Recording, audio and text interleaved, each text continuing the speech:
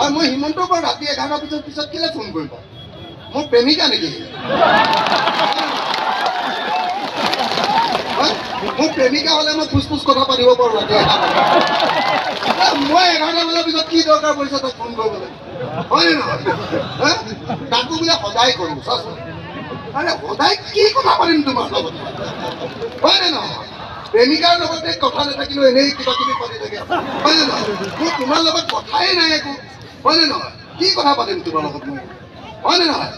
তো শ্ৰদ্ধেয় ৰাইজ, মই আপোনালোকক ক'বলগীয়া কথাটো হ'ল, মই একদম এই কথাবিলাকৰ মাজেদি যিটো কথা কৈ আছো সেইটো হ'ল বিজেপি চৰকাৰৰ দিনত সংখ্যালঘু মানুহবিলাক নিৰাপত্তাহীনতাত ভুগিছে। হয়নে নহয়? মানুহবিলাকে শান্তিৰে বসবাস কৰিব পৰা নাই। হয়নে নহয়? ভয়ে ভয়ে